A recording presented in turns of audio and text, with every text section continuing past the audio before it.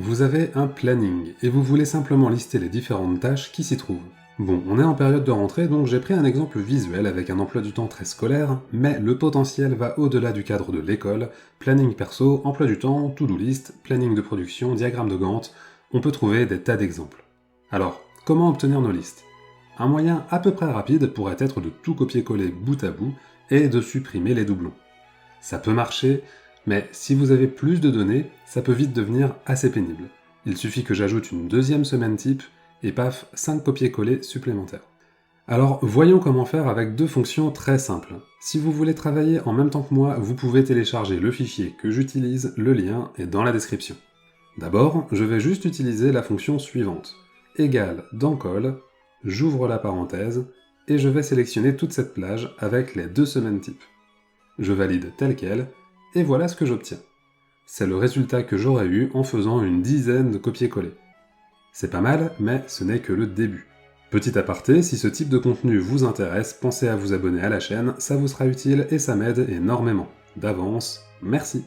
Je disais donc que ce n'est que le début. Si je retourne dans ma fonction, j'ai la possibilité d'ajouter des arguments facultatifs.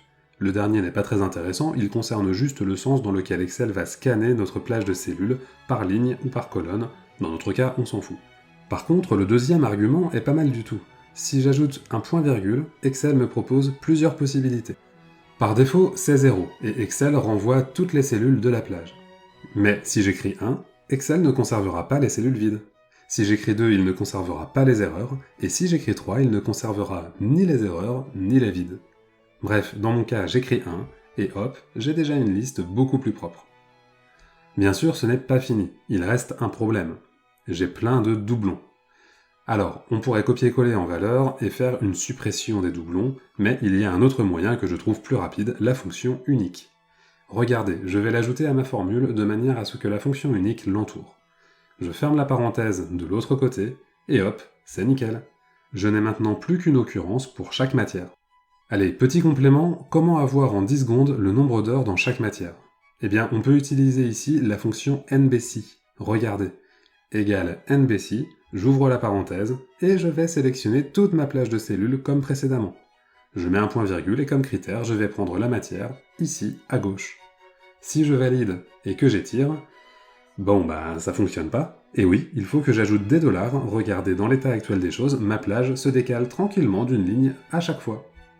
Donc je retourne ici, j'utilise F4 pour ajouter des dollars ici et là, et si je valide et que j'étire de nouveau, c'est tout bon. Et voilà, j'espère que cette petite vidéo vous a plu et vous sera utile. Je vous recommande de refaire cet exemple pour mieux vous en souvenir. Je vous rappelle que vous pouvez télécharger le fichier en suivant le lien en description.